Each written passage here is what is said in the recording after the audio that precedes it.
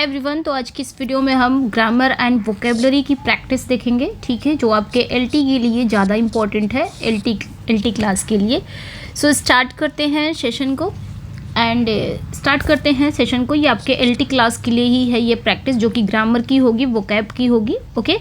और अभी तक एलटी की जो क्लास हो चुकी है वो 52 क्लासेस हो चुकी हैं, जो आपकी थ्योरी क्लासेस थी, ठीक है। ये जो क्लासेस हैं ये आपकी थ्योरी क्लासेस हैं। तो अगर आप ये क्लास को देखना चाहते हो तो आप यूट्यूब चैनल पे जाएंगे। ये सारी 52 क्लासेस ना थ्योरी क्लासेस है, जो रिगार्डिंग एलटी। तो ये सारी क्लासेस आपको ना कहाँ मिलेगी, वाईटी चैनल पे मिलेगी। और आप जाएंगे ना वहाँ पे वाईटी चैनल पर, जहाँ पे कोर्सेस होगा या प्लेलिस्ट होगा, वहाँ पे आप जाएंगे, ये पूरी क्लासेस आपको वहाँ पे देखने को मिल जाएगी। तो आप वहाँ से जाके ज़रूर देखिएगा। एंड एलटी का नोट्स भी अगर किसी को चाहिए, एलटी का नोट्स भी प्रिपेयर हो गया है फुल्ली।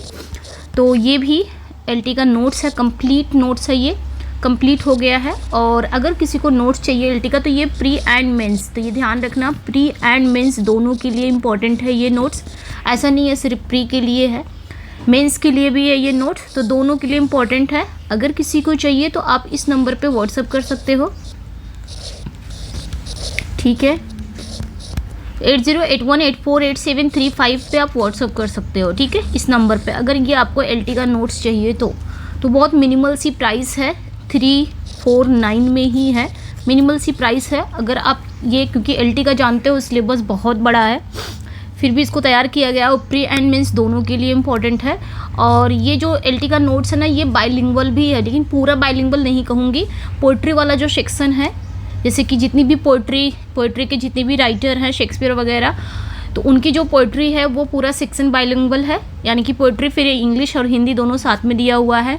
फिर आप कॉलोनियल, पोस्ट कॉलोनियल, वो सब आपका इंडियन हिस्ट्री जो भी था, तो वो सारे क्या हैं आपका हिंदी में समझाया गया है, ठीक है। जैसे कि और वो आपका ये फिगर ऑफ स्पीच, उसको भी हिंदी में किया गया है।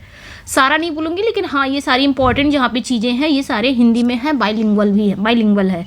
तो अगर कोई इंटरेस्टेड है तो इस नंबर पे व्हाट्सअप करके आप ले सकते हैं, ओके। चलिए फिर स्टार्ट करते हैं सेशन को। और एलटी का जो प्रैक्टिस सेट है वो भी जल्दी मिलेगा।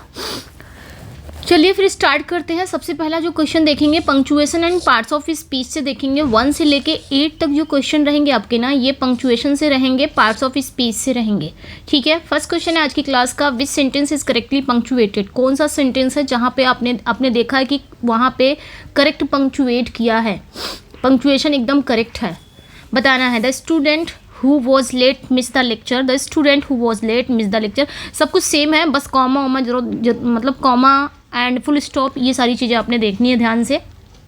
तो कौन सा करेक्ट है देखेंगे। अगर हम बात करेंगे the student who was late miss the lecture, the student की बात हो रही है और आगे बात हो रही है मिस द लेक्चर। स्टूडेंट ने क्या किया, लेक्चर को मिस किया। यहाँ पे हु वॉज लेट, ठीक है, इस स्टूडेंट की एडिशनल इन्फॉर्मेशन बता रहा है, यानी कि जो स्टूडेंट है वो लेट है। द स्टूडेंट, जो स्टूडेंट है जिसने लेक्चर को मिस किया है वो लेट था। इस स्टूडेंट के बारे में वो एडिशनल जानकारी दे रहा है। जब एडिशनल जानकारी देगा तो हमें यहाँ पे कॉमा की रिक्वायरमेंट है, जो कि कॉमा है नहीं इसमें, इसलिए ये गलत हो जाएगा, ठीक है। जब भी बात हो ना, जैसे ये स्टूडेंट है, ये जो क्लॉज है ना, ये क्या कर रहा है, स्टूडेंट की पहचान को ना रेस्ट्रिक्ट नहीं कर रहा है। ऐसा नहीं है स्टूडेंट के बाद तुरंत मिस द लेक्चर बोल दिया, बल्कि स्टूडेंट के देर आने की बात को ना एक एडिशनल नॉलेज दे रहा है कि ये जो स्टूडेंट है वो देर आया था, देर से था, है ना, वॉज लेट, देर से था। इसलिए जब हम ऐसे जब भी बात हो, मतलब जिस भी सब्जेक्ट की बात हो रही है, जिस भी नाउन की बात हो रही है, ठीक है, जिस भी क्लॉज की बात हो रही है, उसकी एडिशनल जानकारी अगर दे रहा है, तो एडिशनल जानकारी वाले पार्ट को हम क्या करेंगे ना, उसको ना मेन सेंटेंस से अलग करने के लिए उसके दोनों ओर कॉमा लगाएंगे। तो इसमें कहीं पे भी कॉमा नहीं है, ये आपका एडिशनल जानकारी है, इसी की एडिशनल जानकारी दे रहा है। तो इसको हम क्या करेंगे, दोनों तरफ से, इसमें मेन क्लॉज में क्या करेंगे, इसको दोनों तरफ से हम कॉमा लगाएंगे, अलग करेंगे इससे, जो कि है नहीं, इसलिए गलत है। यहाँ पे देखेंगे सेकेंड वाले में, द स्टूडेंट कॉमा लगा हुआ, हु वॉज लेट कॉमा लगा हुआ, मिस द लेक्चर। अच्छा, ये सही लग रहा है, लेकिन और भी देख लेते हैं। The student who was late miss the lecture, यहाँ पे एक ही जगह कॉमा है, मैंने कहा कि दोनों तरफ से कॉमा लगने चाहिए, क्योंकि इसको अलग करना है मेन क्लॉज से। तो ये भी गलत हो गया, ये भी गलत हो गया। ले देख के हमारा बी ही करेक्ट है, the student who was late miss the lecture, ठीक है, समझ में आया। यहाँ पे देखिए सेंटेंस में हु वॉज लेट जो है ना, मतलब कहा जा रहा है the student who was late, जो देर से आया। एक एडिशनल एक्स्ट्रा इन्फॉर्मेशन देने वाला ये फ्रेज है हु वॉज लेट, जिसे हम नॉन एसेंशियल या फिर नॉन रेस्ट्रिक्टिव क्लॉज कहते हैं। किसको? इसको, हु वॉज लेट, इसे हम क्या कहेंगे? नॉन एसेंशियल क्लॉज, जो इसमें एक्स्ट्रा जानकारी जुड़ी हुई है, तो इसे नॉन एसेंशियल या फिर नॉन रेस्ट्रिक्टिव क्लॉज कहते हैं। तो इसको जब भी एडिशनल जानकारी रहेगी सेंटेंस में, तो हम क्या करेंगे, उसको ना दोनों तरफ से मेन क्लॉज से उसको एकदम निकाल देंगे, दोनों तरफ से उसके कॉमा लगा देंगे। ये चीज़ें ध्यान रखनी है, ठीक है। ओके, चलिए फिर नेक्स्ट क्वेश्चन पे आते हैं। Identify the adjective in the following sentence, he quietly sang a beautiful song. Quietly, इसमें हमें बताना है ना कि आइडेंटिफाई द एडजेक्टिव, इसमें एडजेक्टिव बताना है कि एडजेक्टिव कहाँ पे है। See quietly sang a beautiful song, इसमें एडजेक्टिव कहाँ पे है ये हमें बतानी है। पार्ट्स ऑफ स्पीच से ये क्वेश्चन है, ठीक है। ये आपका पंक्चुएशन से क्वेश्चन था, ये आपका पार्ट्स ऑफ स्पीच से है।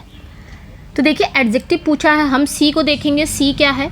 सी सब्जेक्ट है। क्वाइटली क्या है? क्वाइटली मतलब उसने गाया। ये सैंग क्या है? ये वर्ब है, और यहाँ पे वर्ब की ही क्वालिटी ये बता रहा है, यानी कि वर्ब को मॉडिफाई कर रहा है। सैंग वर्ब है, इसी को मॉडिफाई कर रहा है ये क्वाइटली। इट मीन्स कि ये क्या है? एडवर्ब है। जो वर्ब को मॉडिफाई करे वो क्या कहलाता है? एडवर्ब। ये एडवर्ब हो गया। ए आपका आर्टिकल हो गया। सॉन्ग क्या है? नाउन है, और नाउन के जस्ट पहले ये आया है कि सॉन्ग कैसा है? ब्यूटीफुल सॉन्ग है, ठीक है। सॉन्ग कैसा है? बहुत सुंदर सॉन्ग है। तो इस नाउन की विशेषता ये ब्यूटीफुल बता रहा है, तो नाउन की विशेषता या प्रोनाउन की विशेषता बताने वाला क्या कहलाएगा? एडजेक्टिव। तो ये आपका एडजेक्टिव हो जाएगा। तो यहाँ पे ब्यूटीफुल इज करेक्ट। ब्यूटीफुल क्या है? Beautiful is a adjective. तो ये ध्यान रखना है अपने, ठीक है। नेक्स्ट क्वेश्चन पे आएंगे। The word after in they arrived after dinner is an, इसमें देखेंगे ये जो सेंटेंस है ना, दे अराइव्ड आफ्टर डिनर, इसमें जो आफ्टर है ना ये है क्या?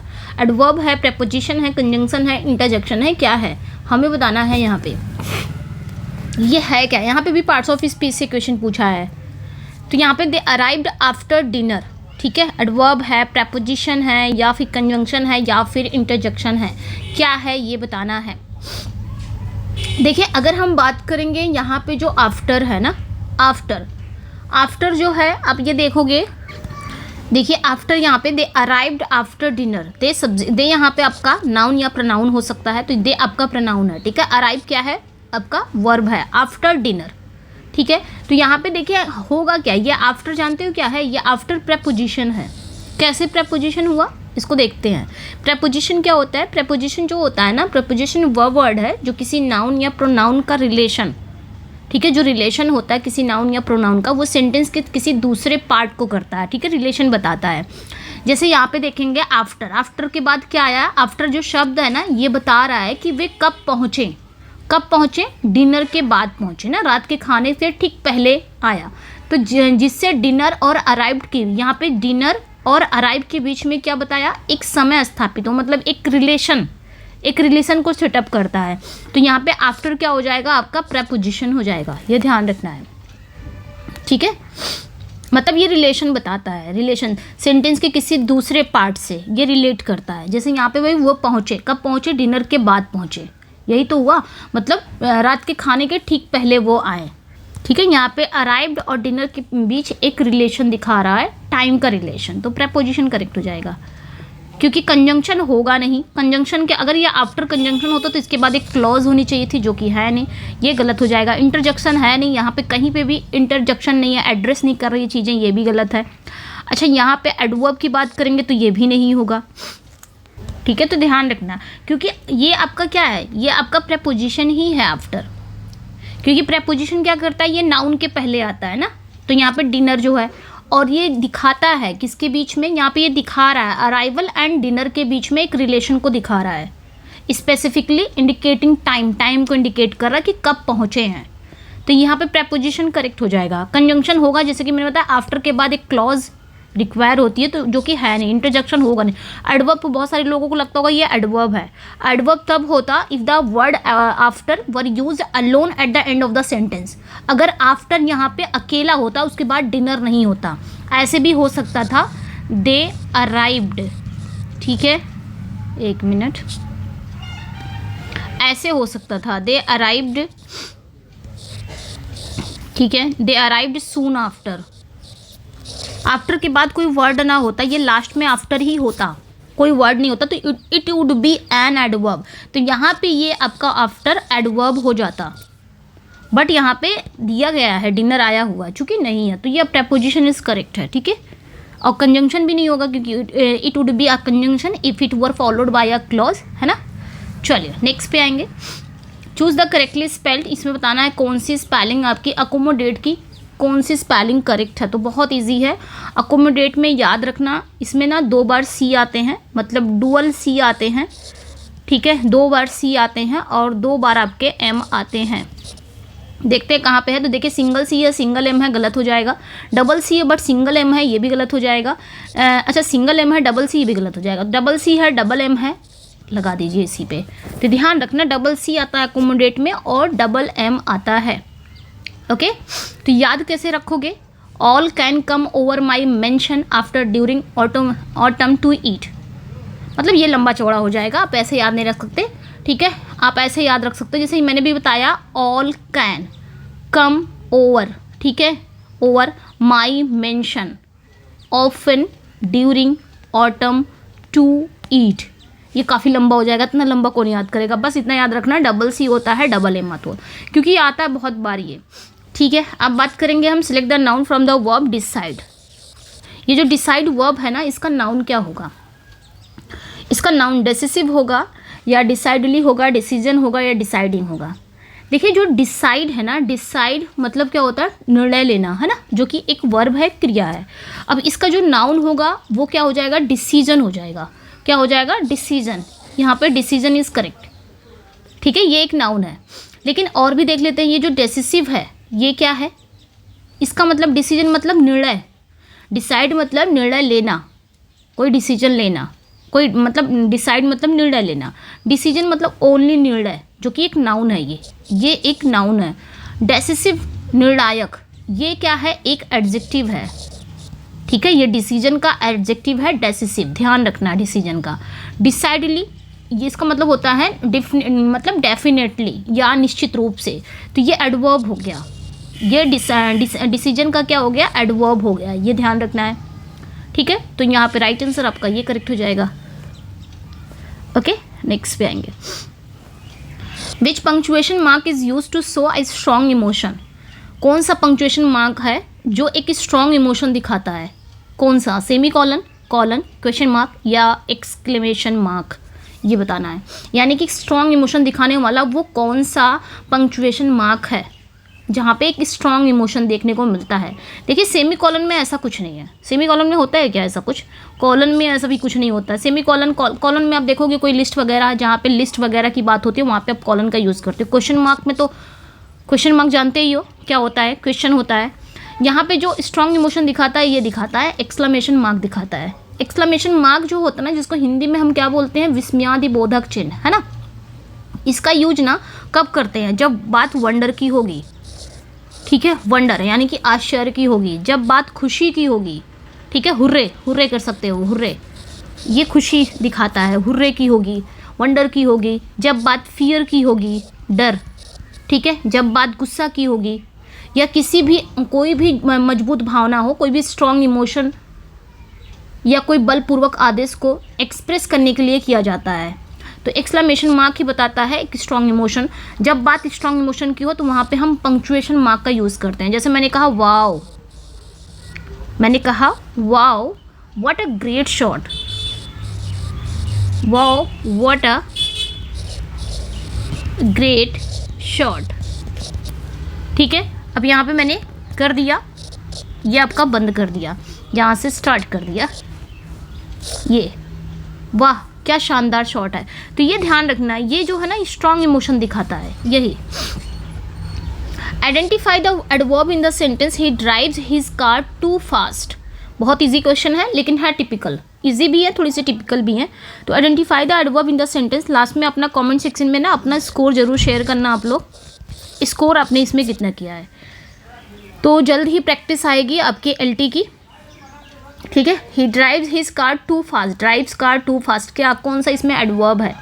एडवर्ब क्या होता है, एडवर्ब वो वर्ड होता है जो किसी वर्ब जो किसी वर्ब की विशेषता बताता हो, जो किसी एडजेक्टिव की विशेषता बताता हो, जो किसी एडवर्ब एडवर्ब की भी विशेषता बताता है। ये तीनों की विशेषता कौन बताता है? एडवर्ब बताता है।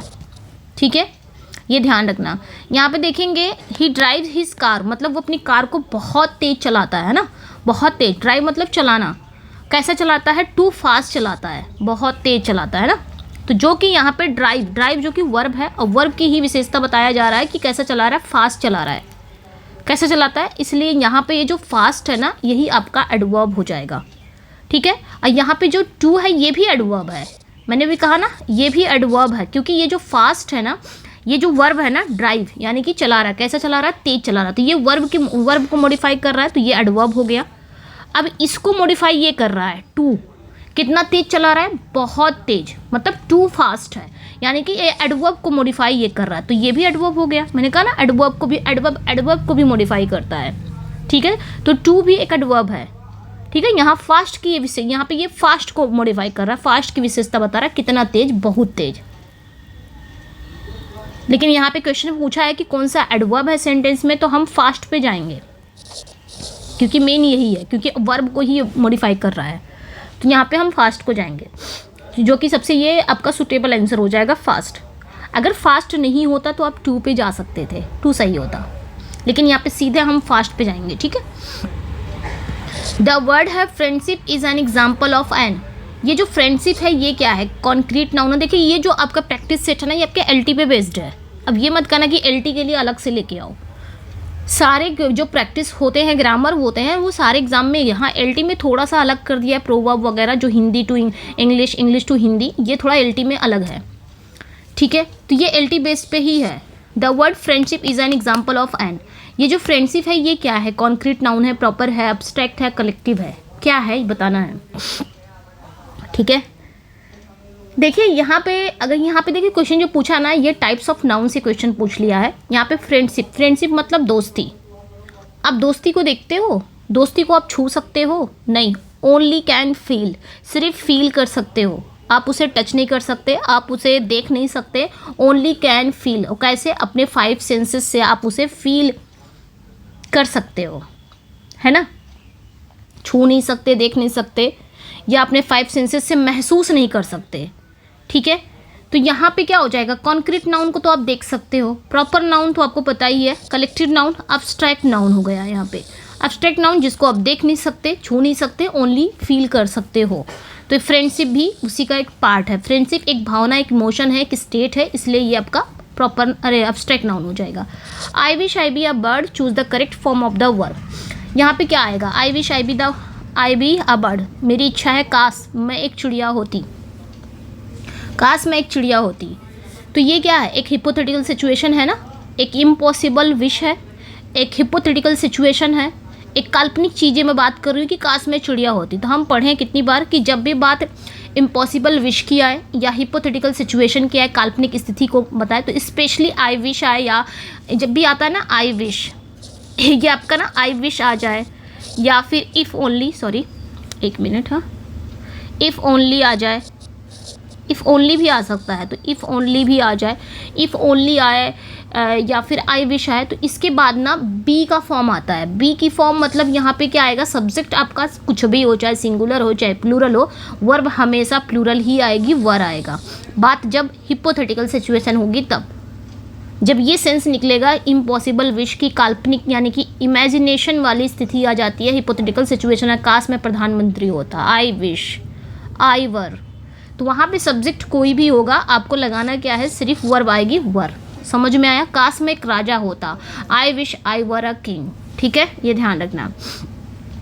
यहाँ पे आपका डायरेक्ट स्पीच से क्वेश्चन आ गया है, तो direct speech of he asked me if I was going is, इसका क्या करना है? डायरेक्ट स्पीच बनाना है। ये आपका इनडायरेक्ट स्पीच है, इसको आपने क्या करना है? Direct speech banana. He asked me if I was going, तो इसका क्या करोगे? सिंपल है, तो हम क्या करेंगे यहाँ पे?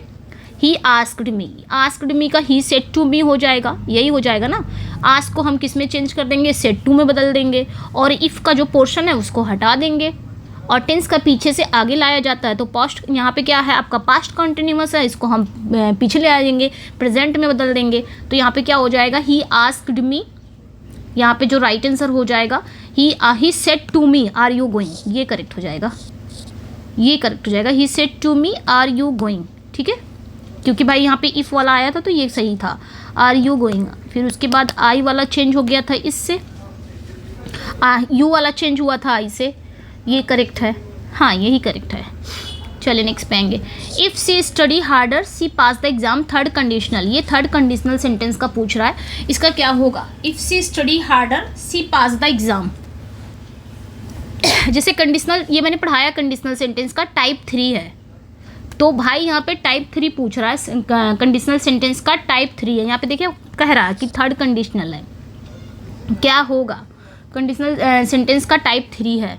कंडीशनल सेंटेंस का टाइप 3 क्या है, अगर इफ़ वाला पोर्शन किस में जाता है, इफ़ वाला पोर्शन हैड प्लस V3 में जाता है, तो दूसरा वाला जो क्लॉज है वो किस में जाएगा, वुड हैव, ठीक है, वुड हैव प्लस V3 में जाएगा। बस इफ़ वाला जो पोर्शन है, if plus had plus V3, तो उसी का जो दूसरा क्लॉज होगा वुड हैव प्लस V3। जैसे ये पहला क्लॉज है इफ़ सी स्टडी हार्डर, ये दूसरा क्लॉज है, तो यहाँ पे यही वाला हमको फॉलो करना है। ये होगा नहीं, ये भी नहीं होगा, ये भी नहीं होगा, ये करेक्ट हो जाएगा। If she had studied harder she would have pass the exam, ये हो जाएगा, ठीक है, समझ में आया। नेक्स्ट पे आएंगे। नेक्स्ट क्वेश्चन है correct the error, he is senior than me, कितनी बार बताया है, सीनियर हो गया, जूनियर हो गया, सुपीरियर हो गया, इन्फीरियर हो गया, प्रायर हो गया, इनके बाद कभी भी आपका सीनियर आ जाए, सीनियर आ जाए, जूनियर आ जाए, ठीक है, जूनियर आ जाए, प्रायर आ जाए, ठीक है, senior, junior, prior, superior, superior आ जाए, आपका सुपीरियर आ जाए या इन्फीरियर आ जाए, ठीक है, इन्फीरियर, इनके बाद ना टू प्रेपोजिशन आता है, नॉट दैन, ठीक है, तो ध्यान रखना इसको, यानी कि IOR आता हो तो लास्ट में इसके ना टू प्रेपोजिशन आता है, नॉट दैन। तो यहाँ पे वही पूछ रहा है, सीनियर देन टू मी, कौन सा हो जाएगा, he is senior to me हो जाएगा, नॉट दैन, ठीक है, तो यहाँ पे ए करेक्ट हो जाएगा। अच्छा, इसके ध्यान रखना, senior, junior, prior, superior, inferior, एक और चीज़ ध्यान रखना, प्रेफर भी आता है, प्रेफर के बाद प्रेफर भी आ जाए ना तब भी आप टू लगाओगे, या प्रेफरेबल भी आ जाए ना तब भी आप क्या लगाओगे, टू लगाओगे, ये ध्यान रखना। इनके प्रेफर के बाद भी आप टू लगाओगे, प्रेफरेबल के बाद भी टू लगाओगे, इनके बाद भी एग्जाम में पूछ लिया जाएगा दैन लगा के, बट वो गलत होगा, ठीक है। नेक्स्ट पे आएंगे, passive voice of they have finished the work is, इसका पैसिव वॉइस करना है, हैव फिनिश्ड, ये आपका प्रेजेंट परफेक्ट टेंस है। अब इसका क्या हो जाएगा, प्रेजेंट परफेक्ट का हेल्पिंग वर्ब क्या हो जाएगा, यानी कि एक्टिव वॉइस तो ये हो गया, पैसिव वॉइस का हेल्पिंग वर्ब क्या हो जाएगा, तो पैसिव वॉइस का यही होगा, हैज़ या हैव बीन, यानी कि हैज़ बीन और हैव बीन प्लस V3, ये हो जाता है, और सब्जेक्ट ऑब्जेक्ट ऑब्जेक्ट सब्जेक्ट, ये हो जाता है बस। तो यहाँ पे कौन सा करेक्ट हो जाएगा, ये आपका सब्जेक्ट बन जाएगा द वर्क, उसके बाद क्या आ जाएगा, हैज़ बीन, यहाँ से हम उठा लेंगे हैज़ बीन, उसके बाद क्या आ जाएगा, वर्क V3, तो फिनिश्ड हो जाएगा, उसके बाद बाय लग जाएगा, दे कब क्या बन जाएगा, देम बन जाएगा, ये वाला करेक्ट हो गया बी पोर्शन आपका, C has been finished by them, ये करेक्ट हो जाएगा, ठीक है, sorry, the work has been finished by them. Next पे आएंगे, choose the sentence with the correct present perfect continuous tense, इसमें बताना है कि कौन सा टेंस आपका प्रेजेंट परफेक्ट कॉन्टिन्यूअस टेंस में है। बहुत इजी है, प्रेजेंट परफेक्ट को कैसे याद रखोगे, ध्यान रखना, प्रेजेंट परफेक्ट का हेल्पिंग वर्ब क्या हो जाएगा, हैज़ बीन या हैव बीन, ठीक है, हैज़ बीन या हैव बीन, और इसके वर्ब की फर्स्ट फॉर्म में ING आएगा, ठीक है, ये ध्यान रखना, has been, have been plus verb की फर्स्ट फॉर्म में ING प्लस टाइम दिया रहेगा, टाइम मतलब सिंस या फॉर, ठीक है, सिंस या फॉर लगा के रहेगा, तो वो ध्यान रखना है, ठीक है। तो अब यहाँ पे देखिए कौन है, इज़ नहीं है, ये नहीं है, हैड बीन नहीं है, ये भी गलत हो जाएगा, ये सही हो जाएगा। देखिए हैज़ बीन है, हैज़ बीन हमने रख दिया। अब इस according to subject, subject singular है तो हैज़ बीन लगाओगे, सब्जेक्ट प्लूरल है तो हैव बीन लगाओगे, वर्ब की फर्स्ट फॉर्म में ING लगेगा, तो यहाँ पे देखो सी आया, फिर हैज़ बीन आया, वर्ब की फर्स्ट फॉर्म में ING लग गया, लेटर मैंने कहा, उसके बाद टाइम दिया रहेगा, टाइम मतलब सिंस या फॉर रहेगा, according to, period of time, for, point of time, since, तो यहाँ पे सिंस है क्योंकि यहाँ पे पॉइंट ऑफ टाइम बता रहा है मॉर्निंग, तो ये चीज़ें ध्यान रखनी है। नेक्स्ट पे आएंगे, identify the correct verb form for concord, neither the principal nor the teachers be present. यहाँ पे कौन सी वर्ब आएगी? आज के क्वेश्चन थोड़ा सा वही क्वेश्चन है लेकिन थोड़ा सा अलग कर दिया है, ठीक है, पूछने का तरीका चेंज हो गया है बस। तो ध्यान रखना है, जब दो सब्जेक्ट ना नीदर नॉर, जब दो सब्जेक्ट आपके नीदर नॉर, ईदर और, नीदर नॉर, ईदर और, not only but also, not only but also, जब दो सब्जेक्ट आपके नीदर नॉर, ईदर और या not only but also say जुड़े, यानी कि नीदर के बाद भी एक सब्जेक्ट होगा, नॉर के बाद भी एक सब्जेक्ट होगा, तो हम अपनी वर्ब किसके अकॉर्डिंग रखेंगे? नियरेस्ट जो सब्जेक्ट होगा उसके अकॉर्डिंग, यानी कि नॉर के बाद जो सब्जेक्ट होगा, जो नाउन या प्रोनाउन होंगे उसके अकॉर्डिंग हम अपनी वर्ब रखेंगे। यहाँ का जो सब्जेक्ट, नियर जो सब्जेक्ट रहेगा ना, सिंगुलर है तो सिंगुलर वर्ब रखेंगे, प्लूरल है तो प्लूरल वर्ब रखेंगे, ये बात कह रहा है, यानी कि सबसे क्लोजेस्ट सब्जेक्ट के अकॉर्डिंग हम अपनी वर्ब रखेंगे। अब यहाँ पे देखोगे नीदर द प्रिंसिपल, नीदर के बाद भी एक सब्जेक्ट आया, नॉर द टीचर्स, इसके बाद भी एक सब्जेक्ट आया। अब क्या करोगे आप? नॉर के बाद जो मतलब का ना क्लोजेस्ट जो सब्जेक्ट होगा, तो यहाँ पे नॉर के बाद यही सब्जेक्ट है टीचर्स, तो इसी के अकॉर्डिंग यहाँ पे वर्ब आएगी। तो टीचर्स क्या है? प्लूरल है, और जब प्लूरल है तो वर्ब भी प्लूरल आएगी। तो यहाँ पे क्या हो जाएगा आपका? इज, आर, हैज़ बीन क्या आ जाएगा? ये आपका सिंगुलर है, ये भी सिंगुलर है, ये भी सिंगुलर है, ये प्लूरल रहा, यहाँ पे आर लग जाएगा, ठीक है। तो ऐसे याद रख सकते हो। नेक्स्ट पे आएंगे, which of the following is an example of zero conditional sentence. मैंने ये भी पढ़ाया है, जीरो कंडीशनल सेंटेंस कौन सा है, ठीक है। कंडीशनल सेंटेंस 4 टाइप के होते हैं अगर देखो तो, एक फर्स्ट टाइप है, एक सेकंड टाइप है, मैंने बताया था, थर्ड टाइप मैंने भी बताया, एक जीरो टाइप भी होता है। तो जीरो कंडीशनल सेंटेंस इसमें से कौन सा है ये बताना है, ठीक है। जैसे ये वाला ना, if had rained the ground would have gotten, ये जो है ना ये कंडीशनल टाइप 3 है। ये वाला मैं गलत क्यों कर रही हूँ, ये कंडीशनल टाइप 3 है, ठीक है, ये कंडीशनल टाइप 3 है। If it rain the ground would get, ये कंडीशनल टाइप 2 है, ठीक है। अब हम बात करेंगे ज़ीरो टाइप कौन सा है ये बताना है, ठीक है। जीरो कंडीशनल जो होता है ना, उसमें ना जनरल ट्रूथ की बात होती है। जो जीरो कंडीशनल होगा, जैसे हमने वो नरेशन में हम पढ़ते हैं ना कि उसका टेंस कभी परिवर्तन नहीं होगा, उसके टेंस में कभी चेंजेस नहीं आएंगे, जो एकदम साइंटिफिक बात करता हो या यूनिवर्सल ट्रूथ की बात करता हो। जैसे सूरज पूरब में निकलता है, अगर इसका हम वो बनाएं डायरेक्ट से इनडायरेक्ट, तो इनडायरेक्ट भी वही होगा, सूरज में पूरब में निकलता है। प्रेजेंट में तो प्रेजेंट में ही बात करोगे क्योंकि ये यूनिवर्सल फैक्ट है। तो उसी तरह ये जीरो कंडीशनल भी वही है, यूनिवर्सल फैक्ट जो रहेगा। जैसे कि किसी जनरल ट्रूथ की बात हो, ठीक है, जनरल ट्रूथ पढ़ाया है, ये भी जनरल ट्रूथ हो या फिर साइंटिफिक फैक्ट हो, ठीक है, साइंटिफिक फैक्ट हो, साइंटिफिक फैक्ट हो, या ऐसी सिचुएशन को एक्सप्रेस करने के लिए किया जाता है जहां रिजल्ट हमेशा एक जैसा होता है, ठीक है। तो ये ध्यान रखना है, जहां रिजल्ट एक जैसा हो, जैसे साइंटिफिक फैक्ट हो गया, जनरल ट्रूथ हो गया, तो वहाँ पे हमेशा होगा। जैसे मतलब वो सत्य है तो सत्य होगा, ये समझा रही हूँ मैं।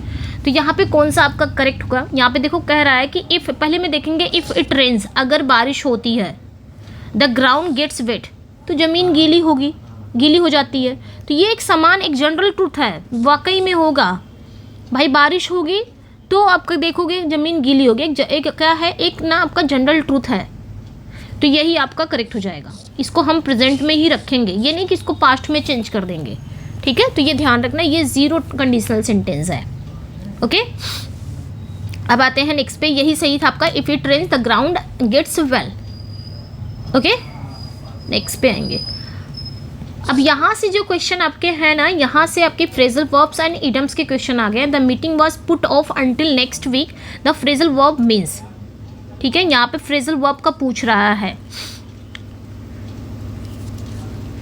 फ्रेजल वर्ब यही है, पुट ऑफ ही है ना, इस पर वो नहीं लगा है, यही है। The meeting was put off until next week, meeting को क्या किया गया, नेक्स्ट वीक तक क्या कर दिया गया, कैंसिल कर दिया गया, पोस्टपोन कर दिया गया, डिस्कस कर दिया गया, या स्केड्यूल कर दिया गया, क्या कर दिया गया, तो टाल दिया गया, ऑब्वियसली यही होगा। पुट ऑफ मतलब क्या होता है, पुट ऑफ मीन्स किसी चीज़ को फ्यूचर के लिए टालना, टू डिले, या फिर टू डिले और पोस्टपोन, मीटिंग को अगले वीक के लिए टाल दिया गया। तो यहाँ पे क्या हो जाएगा आपका, पोस्टपोन, या डिले रहता तो वो भी सही हो जाता था, ठीक है, नेक्स्ट पे आएंगे। To bite the bullet. To bite the bullet means क्या होता है, मतलब कठिन, एक होता ना कठिन परिस्थितियों का साहस से सामना करना। To bite the bullet, bullet को ही खा लेना। बुलेट क्या होती है, तो बुलेट को यहाँ पे आप क्या रखोगे, कठिन परिस्थितियाँ कोई है, कोई कठिन समय है, कोई कठिन टाइम है, उसको उसका ना साहस से सामना करना। जिस तरह बुलेट नहीं खा सकते, बुलेट को खाना मतलब बहुत महान काम कर रहे हो आप उसका काम मतलब बहुत महान काम कर रहे हो, बुलेट को खाना। बुलेट को यहाँ पे आप समझो ना कि कोई कठिन परिस्थिति है और खाना मतलब उसका सामना कर रहे हो, ठीक है। तो ये ध्यान रखना, कोई अनप्लेजेंट सिचुएशन को बिना शिकायत करना, उसको ना एक्सेप्ट करना या साहस के साथ उसका सामना करना। तो ये ध्यान रखना, बाइट द बुलेट। देखिए ये आया कहाँ से है, देखिए हर जो इडम है, हर इडम फ्रेज ना कहीं से तो आता है। इसका बैकग्राउंड जान लेते हैं। माना जाता था ये जो आपका ईडियम है, ये ईडियम उस समय से आया है जब सर्जरी होती थी ना, जब पेशेंट होते थे ना, तो सर्जरी के दौरान उनको ना दर्द से बचने के लिए मरीजों को ना सचमुच गोली काटने के लिए दी जाती थी। सचमुच बुलेट दिया जाता था मरीजों को, जब उनकी सर्जरी होती थी ना, तो दर्द से बचने के लिए तो उनको ना सचमुच क्या गोली काट के दी जाती थी, क्योंकि तब एनेस्थेसिया जो बेहोशी वाली दवा होती है वो उस समय अवेलेबल नहीं थी। तो ऐसा इसलिए वहाँ से निकला है, समझ में आया। तो यहाँ पे क्या हो जाएगा, right answer, to face a difficult situation with courage. Next पे आएंगे, they look forward to hearing from you, choose the correct form of the phrasal verb. यहाँ पे करेक्ट हमें फ्रेजल वर्ब को यूज़ करना है, look forward to hearing from you, ठीक है। तो लुक फॉरवर्ड टू, ये ध्यान रखना, लुक फॉरवर्ड टू, इसके बाद आपका जिरंड ही आता है। लुक फॉरवर्ड टू का मतलब क्या होता है, खुशी से किसी चीज़ का उम्मीद करना, बहुत ही क्यूरियोसिटी से, मतलब प्रेजेंट में किसी उम्मीद या किसी एंटिसिपेशन को ना एक्सप्रेस करने के लिए प्रेजेंट कंटिन्यूअस, जैसे आर लुकिंग फॉरवर्ड का यूज़ सबसे आम है, सबसे ये नेचुरल है। तो टू लुक फॉरवर्ड के बाद हमेशा जिरंड आता है, जैसे मैंने बताया टू लुक फॉरवर्ड के बाद अगर वर्ब आती है तो आईएनजी फॉर्म में आएगी, जैसे हियरिंग है, मीटिंग है, गोइंग है, ये सब आए। तो यहाँ पे आपका जो करेक्ट हो जाएगा आर लुकिंग फॉरवर्ड, ठीक है, दे आर लुकिंग फॉरवर्ड, ये हो जाएगा आर लुकिंग फॉरवर्ड। क्यों आ गया यहाँ पे, क्योंकि यहाँ पे ना उत्सुकता से या खुशी से किसी चीज़ की उम्मीद करना, तो प्रेजेंट में किसी उम्मीद या किसी एंटिसिपेशन को व्यक्त करने के लिए हम प्रेजेंट कॉन्टिन्यूअस टेंस में ही उसको रखेंगे। नेक्स्ट पे आएंगे, द ईडियम है अ वाइल्ड गूज चेस, मीन्स क्या होता है, अ वाइल्ड गूज चेस। देखिए इसका मतलब होता है, ये भी एक फ्रेज था, एक ऐसी खोज, एक ऐसा प्रयास को दिखाता है जो समय की बर्बादी है, क्योंकि उसके सफल होने की कोई भी पॉसिबिलिटी नहीं है, ठीक है। ये किसी ऐसी चीज़ का पीछा करने जैसा है जिसे कभी पकड़ा नहीं जा सकता। तो आपका अभ्यास बहुत अच्छा चल रहा है, तो यहाँ पे ध्यान रखना है, ठीक है। अ वाइल्ड गूज चेस यानी कि मूर्खतापूर्ण और बेकार की खोज। तो यहाँ पे क्या हो जाएगा, आपका राइट आंसर यहाँ पे हो जाएगा आपका a foolish and hopeless pursuit, ठीक है, ये करेक्ट हो जाएगा। यानी कि ऐसा प्रयास करना, आप कितना भी अभ्यास कर रहे हो उसका कोई मतलब नहीं है, मतलब वहाँ पे आपको कोई सफलता नहीं मिलने वाली है, ठीक है। He tried to make up for his rudeness by sending flowers. The phrasal verbs means invent। देखिए यहाँ पे जो आपका फ्रेजल वर्ब्स है, यहाँ पे भी क्वेश्चन वही फ्रेजल वर्ब्स, इडियम्स, ट्रांसफॉर्मेशन से यहाँ पे आपको क्वेश्चन मिलेंगे। He tried to make up for his rudeness by seeing flowers। The phrasal verb means यहाँ पे क्या हो जाएगा, इन्वेंट, रिकनसाइल, कॉम्पनसेट या प्रीपेयर, मेकअप। मेकअप ये है, मेकअप ये फ्रेजल वर्ब है। तो ये जो फ्रेजल वर्ब है ना मेकअप का मतलब क्या होता है, किसी गलती या कोई लॉस हो गया या कोई कमी है उसकी क्षतिपूर्ति करना या उसकी भरपाई करना। तो मेकअप फॉर हिज र्यूडनेस का मतलब उसने अपने जो भी र्यूडनेस यानी कि जो भी उसने क्या बोलते हैं उसको हिंदी में, अशिष्ट व्यवहार, ठीक है, जो भी उसने र्यूडनेस किया है यानी कि अपने अशिष्ट व्यवहार के कारण हुई गलती की भरपाई फूल भेजकर की है ना। उसने एक फ्लावर भेजा ताकि वो अपने जो भी गलतियाँ उसने किया था, जो भी व्यवहार उसने गलत किया था उसका भरपाई करा। तो मेकअप मतलब ये होता है किसी गलती, किसी कमी की क्षतिपूर्ति करना, उसकी भरपाई करना। तो यहाँ पे क्या हो जाएगा, कॉम्पनसेट इज करेक्ट, क्षतिपूर्ति करना ये करेक्ट हो जाएगा। इन्वेंट होगा नहीं, रिकनसाइल होगा नहीं, प्रिपेयर होगा नहीं, यहाँ पे आपका सी करेक्ट हो जाएगा। नेक्स्ट पे आएंगे, what was the phrase break a leg. Break a leg mean क्या होता है, ये भी एक फ्रेज है, break a leg. Break a leg मतलब क्या होता है, ये एक इडियम है, ठीक है। इसका यूज ना स्पेशली थिएटर या स्टेज कि मतलब स्टेज पर या थिएटर में जब परफॉर्मेंस होते थे तो परफॉर्मेंस से पहले जो एक्टर होते थे उनको, उन एक्टर को ना शुभकामनाएं देने के लिए किया जाता था।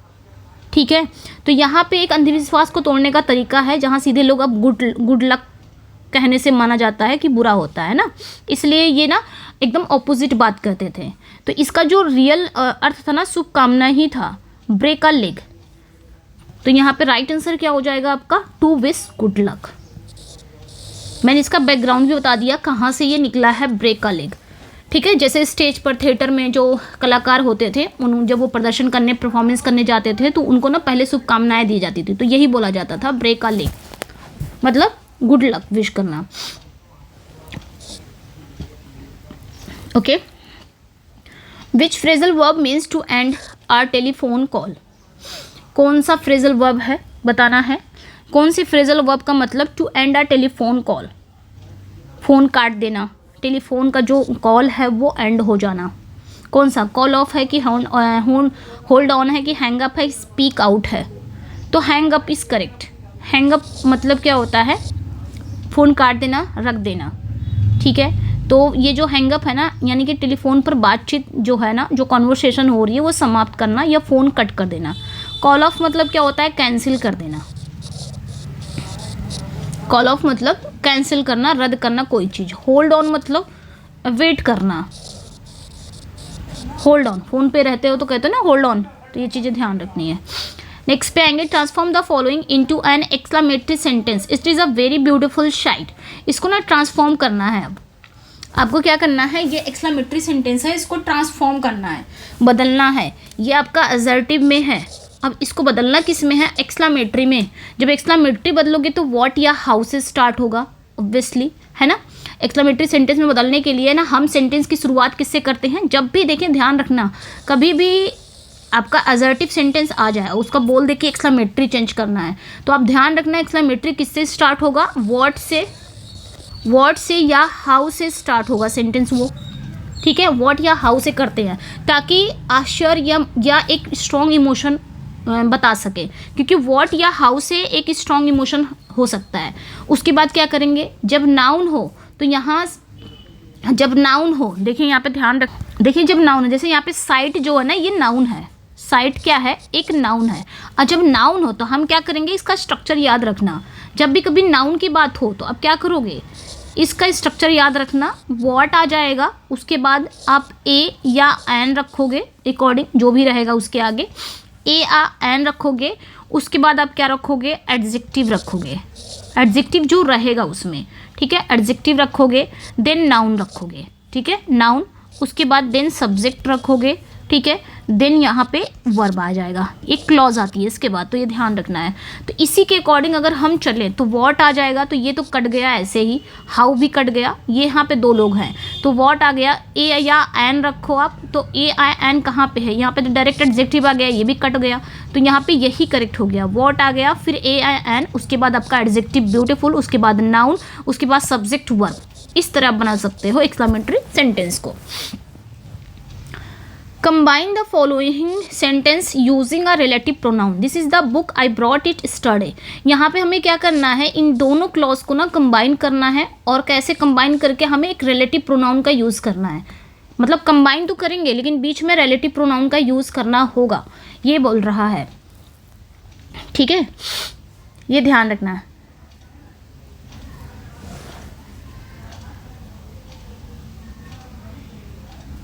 एक चीज़ ध्यान रखना आप भी कि अक्सर करके वेरी भी आता है। ठीक है, जैसे यहाँ पे अगर वेरी इसलिए हट जाता है क्योंकि जब वॉट लग जाता है ना तो इसलिए वेरी हट जाता है। यहाँ पे जब देखेंगे इसका एजर्टिव बनाएंगे ना तो वेरी लग जाएगा, क्योंकि वहाँ पे वॉट नहीं रहता। वॉट जब रहेगा तो वेरी हट जाएगा। क्यों हट जाएगा, क्योंकि वॉट जो है ना, वॉट अपने आप में ही एक एम्फेसिस दिखाता है, इसलिए वहाँ पर लग जाएगा। ठीक है, ध्यान रखना है। अब यहाँ पे हमें बताना है क्या करना है, रिलेटिव प्रोनाउन को जोड़ के एक सेंटेंस को कंबाइन करना है। तो रिलेटिव प्रोनाउन का जो यूज़ होता है ना, वो दो सेंटेंस को जोड़ने के लिए किया जाता है, जो दूसरे सेंटेंस में किसी नाउन की जगह पर आता है, जैसे कि दैट या विच का यूज़ करना। जैसे यहाँ पे हम देखेंगे पहले यहाँ पे जो करेक्ट हो जाएगा, जैसे यहाँ पे this is the book which I bought it yesterday, this is the book that I bought yesterday. ठीक है, this is the book and भी आ गया है, एंड ये काट देते हैं, दिस इज द बुक, ये वाला आ जाएगा। कौन सा आपका करेक्ट होगा?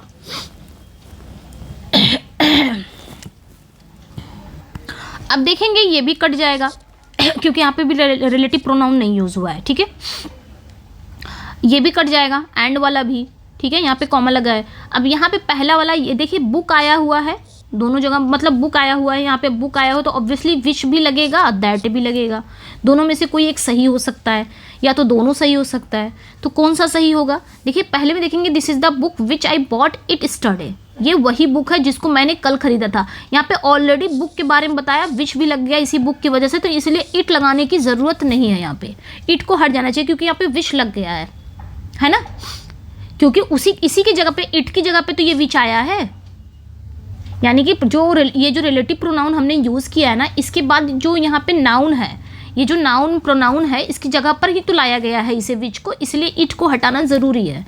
तो यहाँ पे इट नहीं, इट लगा था इसलिए ये गलत हो गया। अब इसमें देखेंगे this is the book that I bought yesterday, यहाँ पे कहीं इट नहीं लगा तो यही करेक्ट हो जाएगा। वैसे दोनों सही हो सकते थे अगर इट ना होता तो, उसे हटाना ज़रूरी गया, इसलिए ए में गलती इसलिए हो गई क्योंकि यहाँ पे इट लगा था, जो कि इट को हटाया जाएगा, इट की जगह पे ही आया वो।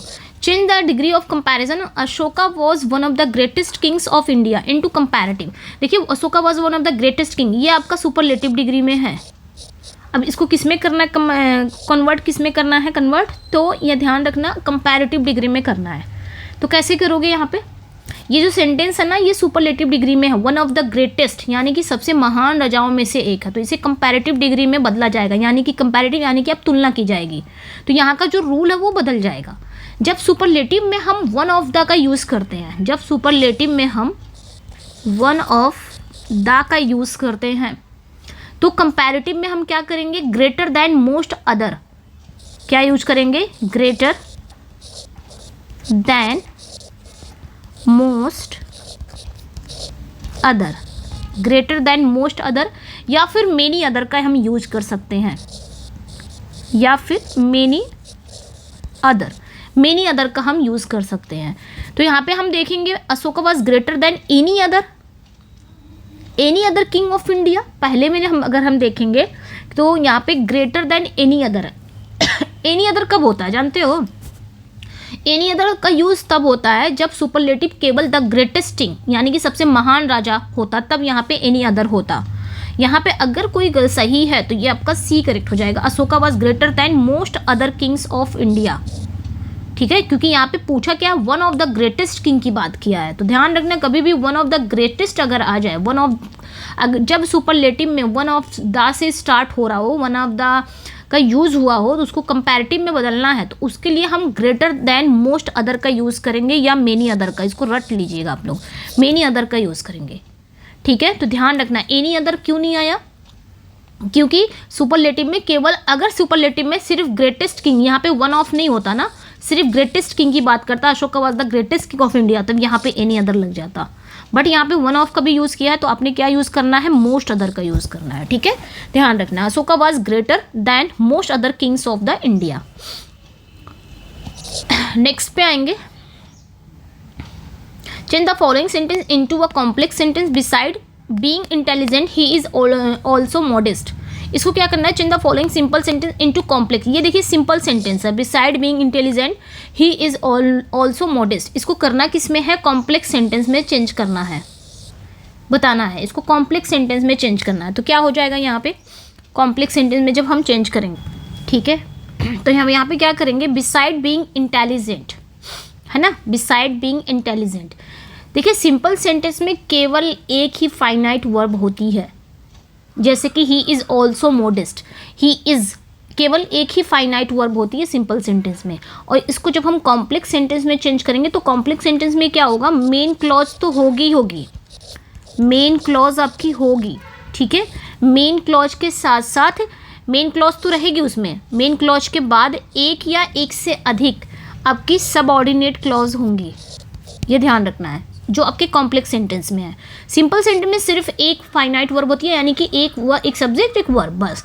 में जब इसको हम कॉम्प्लेक्स में चेंज करेंगे तो कॉम्प्लेक्स में ध्यान रखना एक मेन क्लॉज होती है और एक या एक से अधिक सबऑर्डिनेट क्लॉज होती हैं, ठीक है।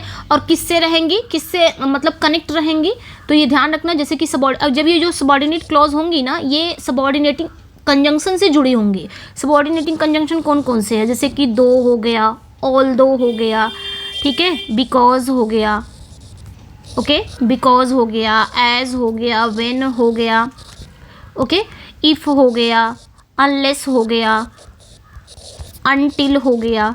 मतलब ये सारी जितनी भी कंजंक्शन है ये सबॉर्डिनेटिंग कंजंक्शन है। और कॉम्प्लेक्स में ना आपको यही सारे कंजंक्शन देखने को मिलेंगे, फैन बॉयज को छोड़ के, कोरिलेटिव कंजंक्शन को छोड़ के, बाकी जितने भी कंजंक्शन है वो आपको कॉम्प्लेक्स सेंटेंस में देखने को मिलेंगे। तो कभी भी ये सारे कंजंक्शन देखना, वो कॉम्प्लेक्स सेंटेंस ही है, होते हैं। तो यहाँ पे हम देखेंगे कहाँ पे है, नॉट ओनली बट ऑल्सो, ये होगा नहीं, ये कोरिलेटिव कंजंक्शन है जो कि कंपाउंड में आते हैं, ये नहीं होगा। एंड भी नहीं होगा। As he is intelligent, he is also modest, he is modest though he is. अब यहाँ पे देखेंगे बिसाइड बीइंग इंटेलिजेंट, क्वेश्चन पहले देखेंगे, बिसाइड्स बीइंग इंटेलिजेंट मतलब इंटेलिजेंट होने के साथ साथ, होशियार होने के अलावा, ही इज ऑल्सो मोडेस्ट, वो मोडेस्ट भी है ना, यही तो हुआ। तो होशियार होने के अलावा यहाँ पे एक कंट्रास्ट दिखा रहा है, जिसे कॉम्प्लेक्स सेंटेंस में हम दो लगाएंगे, भले ही, हालांकि, इस तरह हम यूज़ कर सकते हैं। यहाँ पे आपका डी करेक्ट हो जाएगा, ठीक है।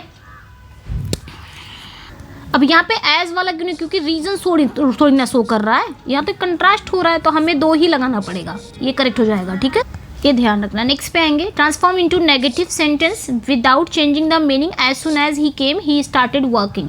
नेगेटिव सेंटेंस में हमें चेंज कर देना, लेकिन उसकी मीनिंग चेंज नहीं होनी चाहिए। विदाउट चेंजिंग द मीनिंग मतलब मीनिंग चेंज नहीं होना चाहिए, बस हाँ वो सेंटेंस आपका नेगेटिव होना चाहिए। देखिए एज सुन एज का नेगेटिव बोला, बहुत ईजी है। जब भी बात आपका ना एज सुन एज का नेगेटिव कहे ना, कि इसको आप नेगेटिव करो, एज सुन एज से सेंटेंस अगर स्टार्ट हो रहा है और उसको कह दिया गया कि इसको नेगेटिव करना, तो सिंपल याद रखना कि एज सुन एज का नेगेटिव क्या होगा, नो सूनर होगा, ठीक है, नो सूनर होगा, ये ध्यान रखना। नो सूनर के बाद आपका इन्वर्जन आता है, हेल्पिंग वर्ब, देन आपका सब्जेक्ट आता है, अकॉर्डिंग टू वर्ब आता है, हेल्पिंग वर्ब के अकॉर्डिंग वर्ब आता है। तो ये ध्यान रखना, ये एज सुन एज का ये नेगेटिव है, नो सूनर, ये नेगेटिव है। और अगर नो सूनर दे दे और कहे इसका पॉजिटिव बनाओ, तब आप एज सुन एज बनाओगे। नो सूनर का positive affirmative as soon as है, और एज सुन एज का नेगेटिव बनेगा तो नो सूनर है, सिंपल याद रखना है। तो यहाँ पे सारे ही गलत हो जाएंगे, यही नो सूनर वाला सही हो जाएगा। समझ में आया?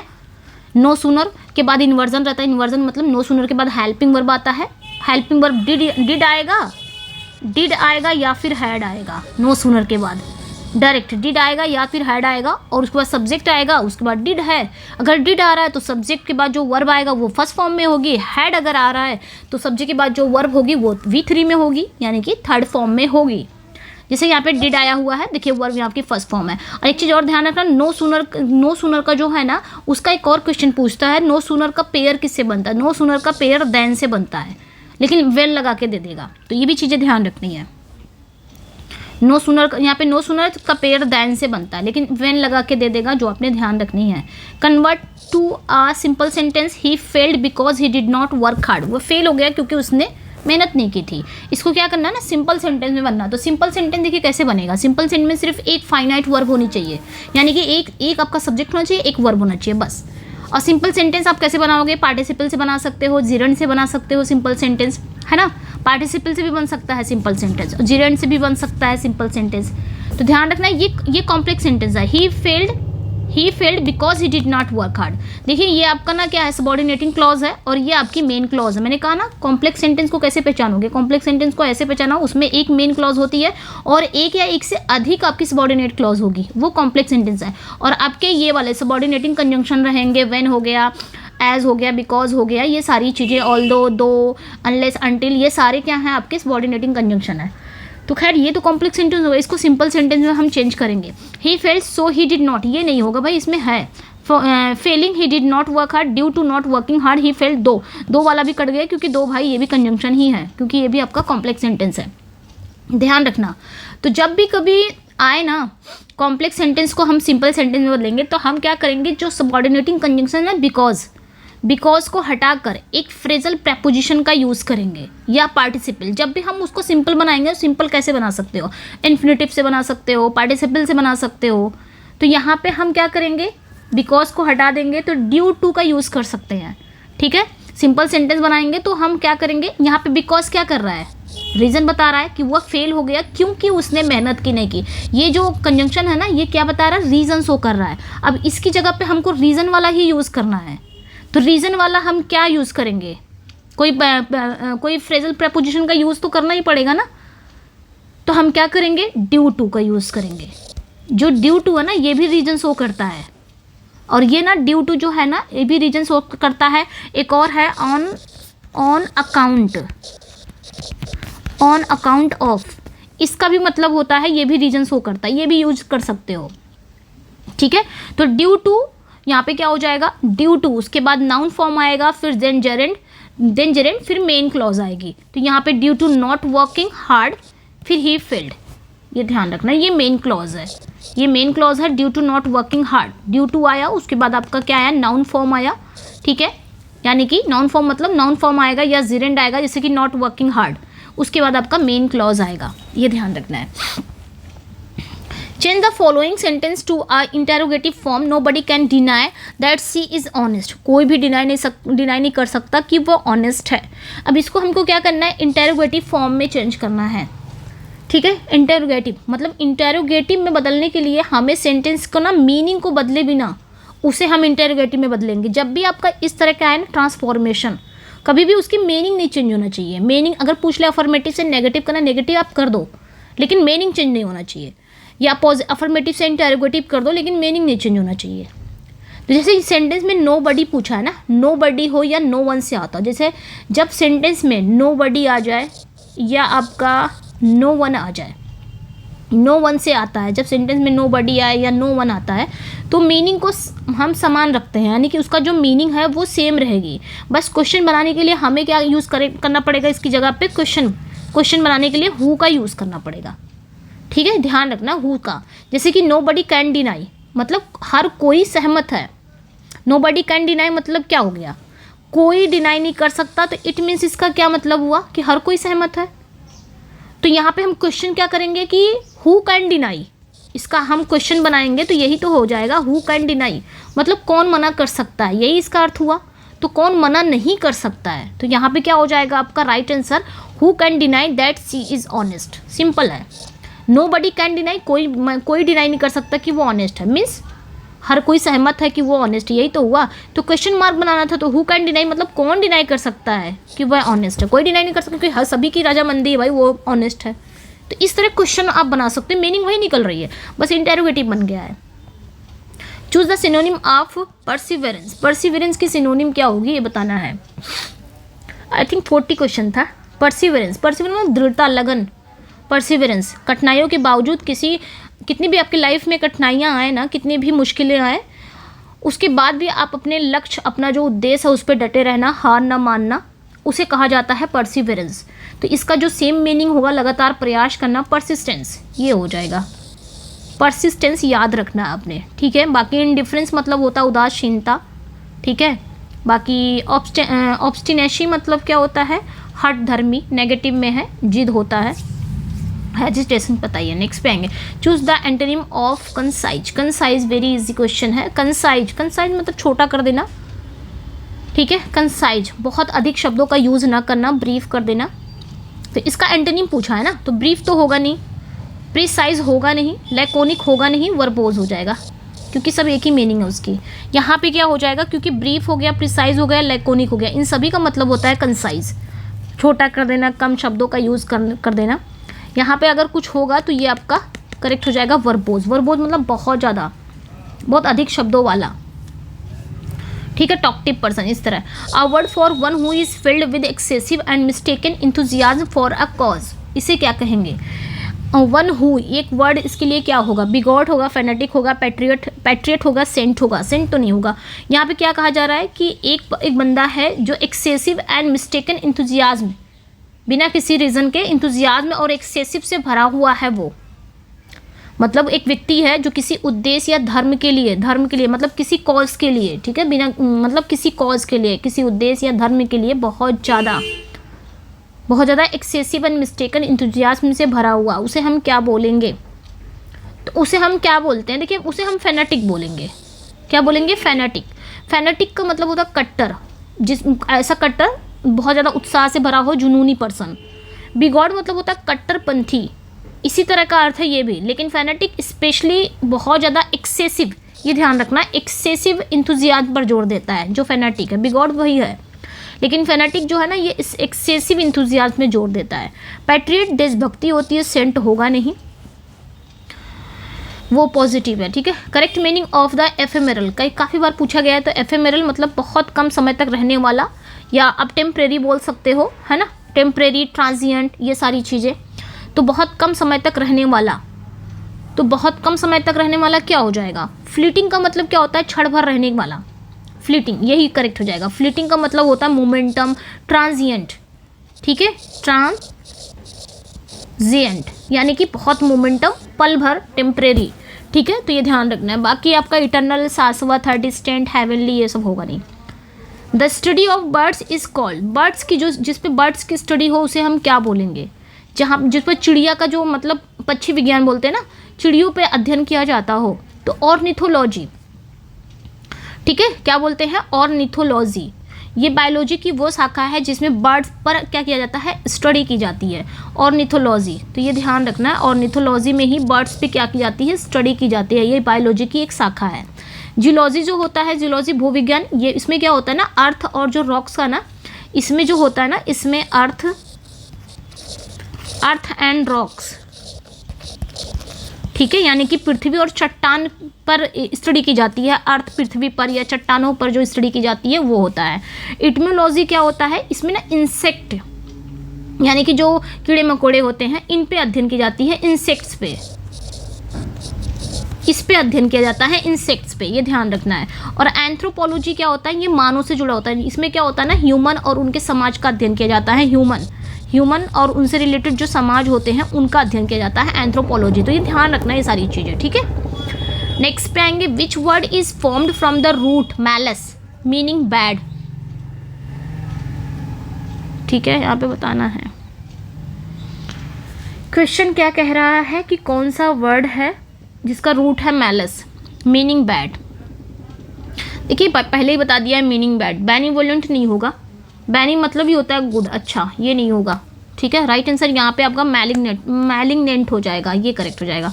मैलिग्नेंट हानिकारक होता है। देखिए जड़ जो मतलब रूट वर्ड है मैलिस, MALUS, मैलिस या फिर मल याद रखना, यहाँ पे बता ही दिया है।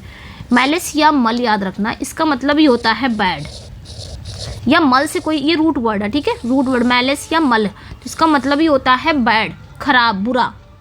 और यहाँ पे मैलिग्नेंट जो होता है, मैलिग्नेंट का मतलब ये होता है हानिकारक, बुरा, जानलेवा, जैसे कि कैंसर वगैरह, ठीक है। तो ध्यान रखना। बाकी बेनिवोलेंट जो है ना, बैनी मतलब ही होता है बैनी, BENE, बैनी मतलब ही होता है गुड, ये रूट वर्ड है, यानी कि अच्छा, ठीक है। नेक्स्ट पे आएंगे, translate into Hindi, the early bird catches the worm, the early bird catches the warm.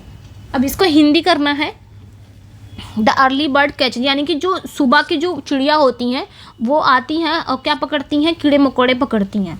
तो इसका मतलब क्या हुआ? ये एक प्रोवर्ब है, ये जिसका लिटरल मीनिंग मतलब जिसका अगर आप देखोगे तो लिटरल यानी कि जल्दी उठने वाला, अर्ली बर्ड यानी कि जो जल्दी चिड़िया उठती है वो क्या पकड़ती है? वॉर्म पकड़ती है, यानी कि कीड़े मकोड़े पकड़ती है। तो ये एक लिटरल मीनिंग हो गया। लेकिन इसकी डीप मीनिंग क्या होगा?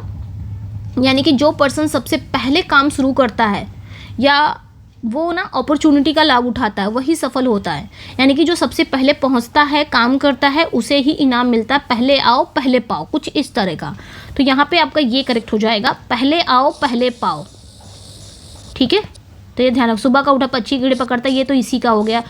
जो पहले जागता है वही सफल होता है, जो देर से आता है वही पाता है, ये नहीं होगा। पहले आओ पहले पाओ, ये ज़्यादा सही है, ठीक है, ये करेक्ट हो जाएगा। पहले पाओ, पहले आओ पहले पाओ, जिस तरह ये सुबह की उठी चिड़िया कीड़े मकोड़े पकड़ती हैं उसी तरह।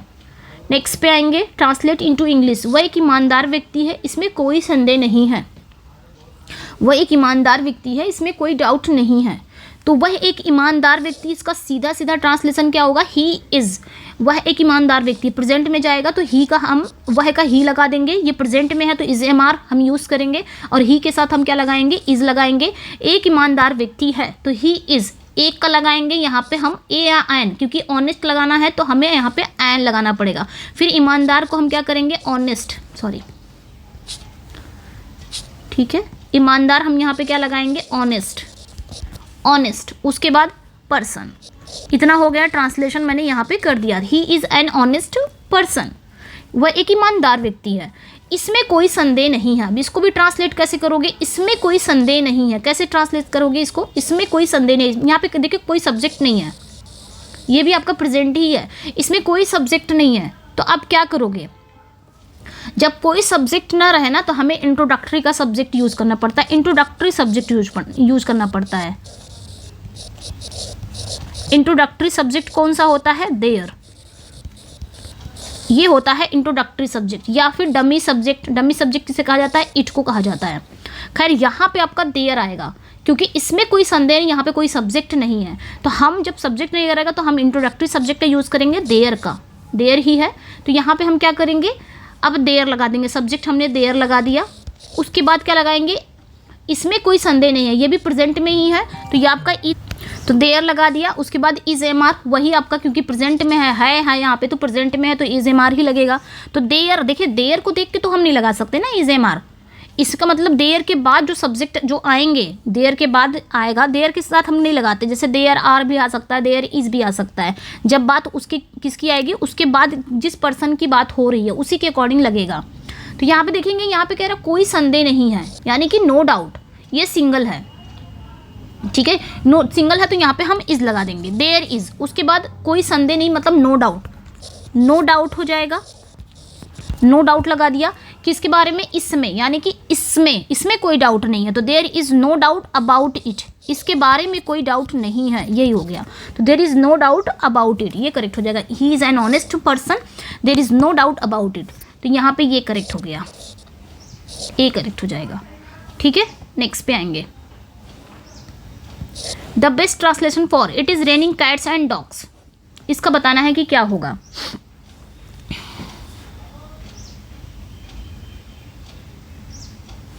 ठीक है, इसका ट्रांसलेशन क्या होगा, इट इज़ रेनिंग कैट्स। देखिए कैट्स एंड डॉग्स का मतलब क्या होता है, कैट्स एंड डॉग का मतलब मूसलाधार बारिश का होना, बहुत तेज बारिश होना या मूसलाधार बारिश होना, इसका मतलब यही होता है कैट्स एंड डॉग्स का मतलब। रेनिंग कैट्स एंड डॉग्स मतलब मूसलाधार बारिश होना। तो यहाँ पे क्या हो जाएगा आपका, कौन सा, ये तो होगा नहीं, ये भी नहीं होगा, मूसलाधार वर्षा हो रही है, ये करेक्ट हो जाएगा। कभी भी कैट्स एंड डॉग्स आ जाए तो ध्यान रखना है, बहुत ज़्यादा बहुत तेज बारिश होना। नेक्स्ट वन पे आएंगे, ही did not call me back, he did not call me back, इसका क्या हो जाएगा, ये बताना है, मतलब उसने मुझे दोबारा फ़ोन नहीं किया, मैंने बता ही दिया है ना। तो कॉल बैक मतलब क्या होता है, कॉल बैक, कॉल बैक मतलब ये एक फ्रेज़ है जिसका मतलब किसी को वापस फ़ोन करना। ये आपका सिंपल पास्ट में है, ठीक है, ये आपका सिंपल पास्ट में है और नेगेटिव में है। तो ही मतलब क्या होता है, उसने, डिड नॉट कॉल मतलब फ़ोन नहीं किया, उसने फ़ोन नहीं किया, मी बैक मुझे दोबारा, तो सीधा सीधा है, उसने मुझे फ़ोन नहीं किया, है ना, तो उसने मुझे दोबारा फ़ोन नहीं किया, यहाँ पे बी करेक्ट हो जाएगा, उसने मुझे दोबारा फ़ोन नहीं किया। बस इतना ही था। कैसा लगा, अपना फीडबैक ज़रूर दीजिएगा, क्वेश्चन कैसे लगे, बढ़िया क्वेश्चन थे, इसलिए बहुत लेंदी क्लास हो जाती है, पता नहीं क्यों रोड नहीं ली। चलिए फिर मिलते हैं नेक्स्ट वीडियो में। Thank you for watching, bye bye.